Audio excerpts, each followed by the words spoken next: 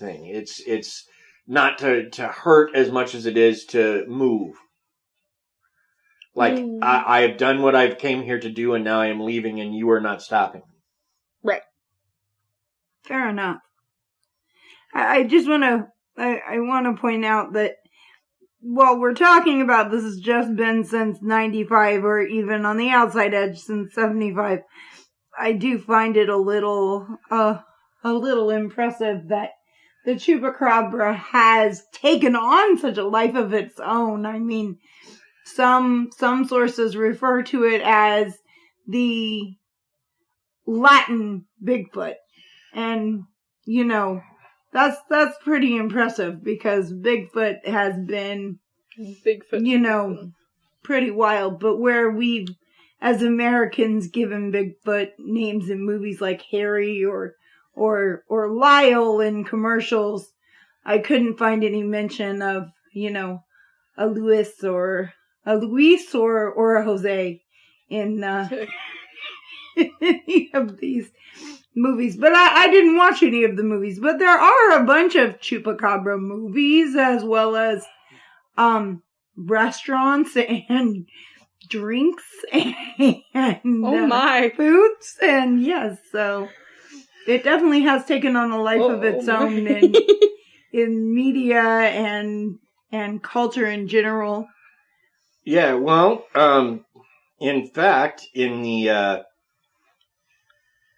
there was a series on Animal Planet for a while called Lost Tapes. Mm-hmm. I quite liked it, but a lot of people didn't get it. Yes. Lost Tapes was people making movies as if certain things were real. So they made like one on skinwalkers. They made one on octopuses in Oklahoma, which is weird to me because I can't believe that one at all. Mm-hmm. How does an octopus get into a man-made lake in Oklahoma? You explain that to me, but whatever. Nobody knows. The point is that it was made as if these things were real. And one of the episodes was on chupacabras. And the thing that they pointed out in that episode was that we roughly know how many people try to cross into the U.S. each year. Yeah. And we know how many of them don't make it.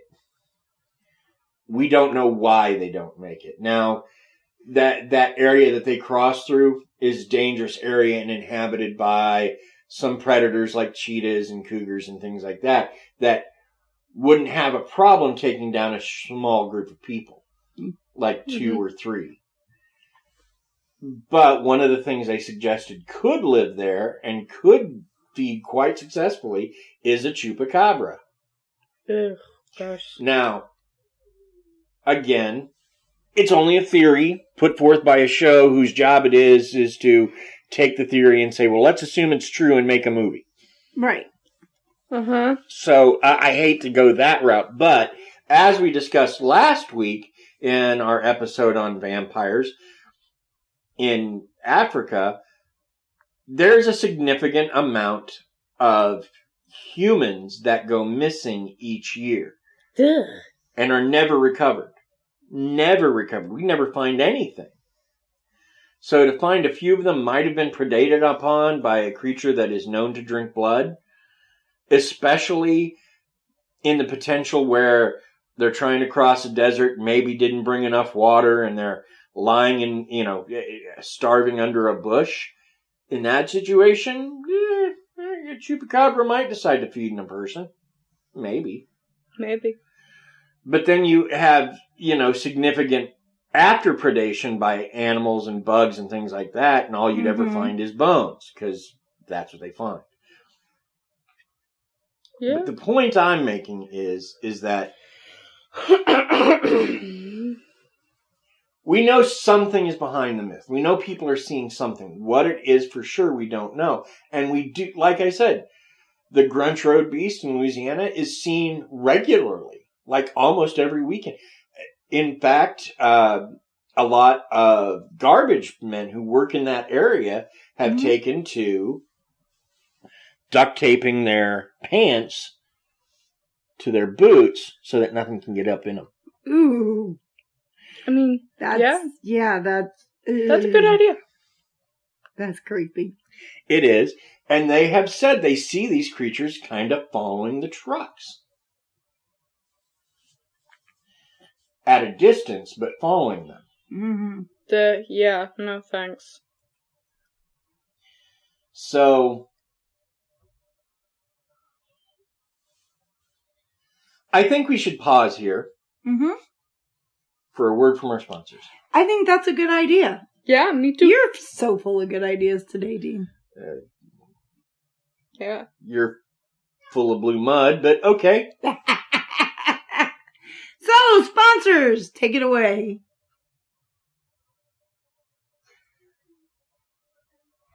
The funny part is one of our sponsors is going to actually sell blue mud, and then I've just stolen their catchphrase or something. Oh no. Well, We're going to get kicked off Spreaker because I talked about blue mud. We're not gonna be kicked off of Spreaker. I don't know. Maybe. Maybe they like us too much. But I've got to say, Question me. while we're talking about the Chupacabra, Mm-hmm. I'm looking through the notes that Laura's done for me. Mm-hmm. And one thing I see is a picture of Ben Radford with Josh Gates. And I'm like, well, she knows what I like. Yes, I do. I saw that picture and I thought, said, I've got to put that in the notes so Dean sees his man crush because I love him. I love Dean, not Josh Gates. Josh Gates is okay, but Dean's my guy. And Dad already likes Josh Gates, so Mom can't steal him from her. From him. No. You know what I was talking about, right? So Mom can't steal him from him. Yeah. 'Cause that's how man crushes work. Anyways, I'm gonna shut up now so y'all can talk. My talking is not worth it. Just goes off into some weird conversation with myself. This is one you were talking about. In rural DeWitt County in Texas in July, a hybrid creature was found that they feel was a hybrid of both a coyote and a Mexican wolf. And it was Phyllis Canyon, whose property the animal was found on after being hit by a car, sent the sample off and paid for more testing after initial results from Texas State University. And according to the UC Davis report, the animal has coyote in the maternal ancestry, and there's a Y chromosome to match a Mexican wolf sample, indicating a likelihood of that gene in the paternal ancestry. See? I told you. Yeah. So,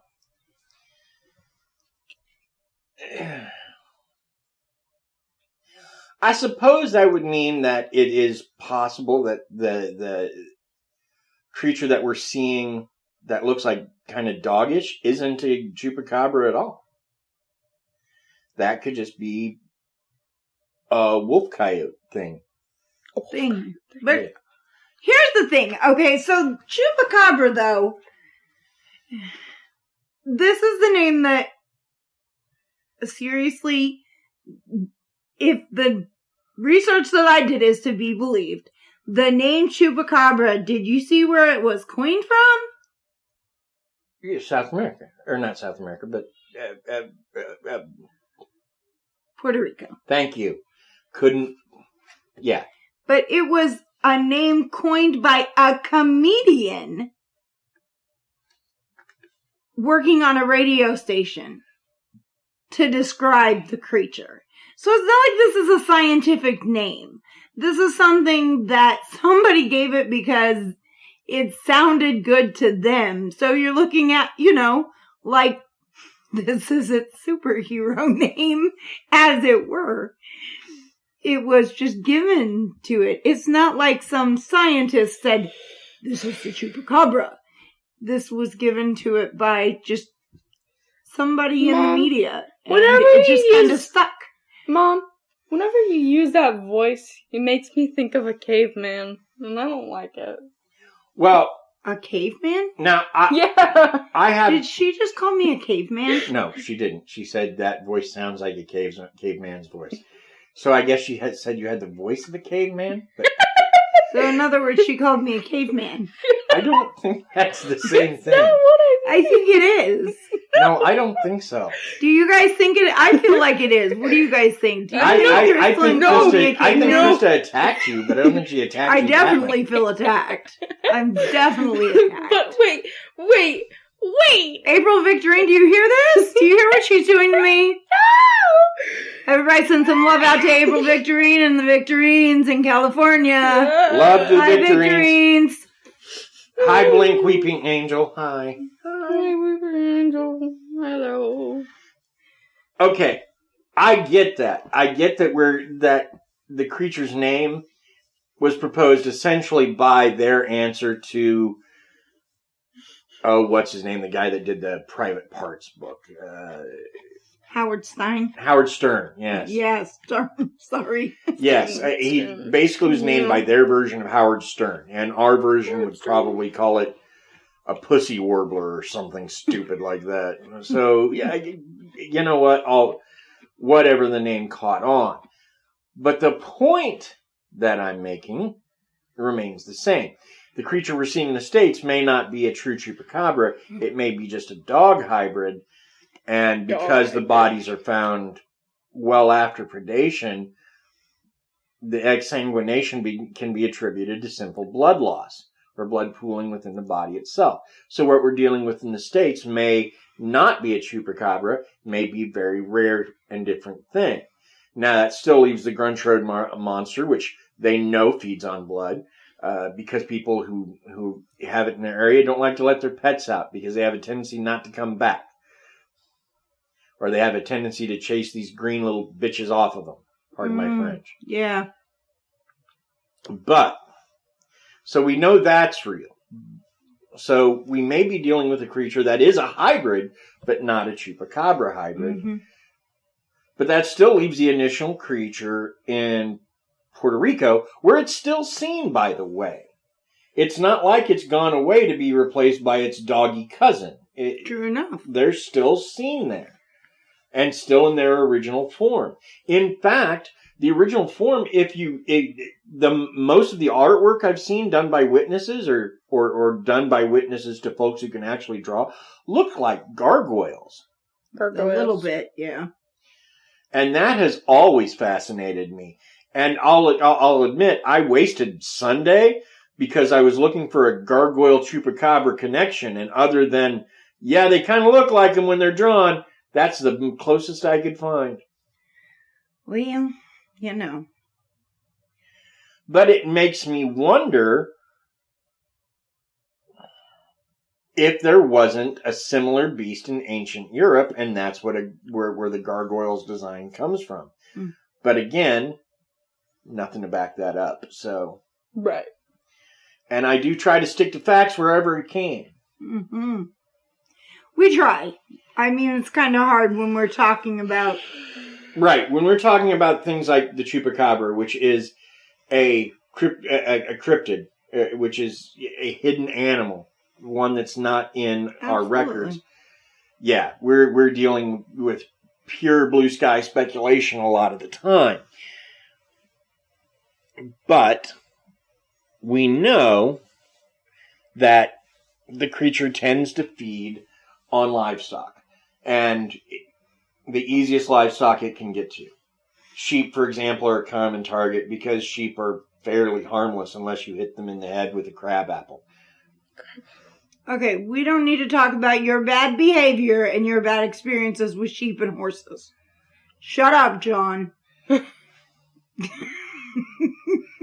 Just saying, I hit one in the head with a crab apple. It was the most pissed off animal I've ever seen. If you hit me in the head with a crab apple, I'd be the most pissed off animal you ever seen. Yo. Slow down on the cuss words, please. We said pissed off. Crystalline, it's better be pissed off than pissed on. I'm pretty sure I've told you that since you could walk. Stop. Don't yell at me. So, where does that leave us? Well, With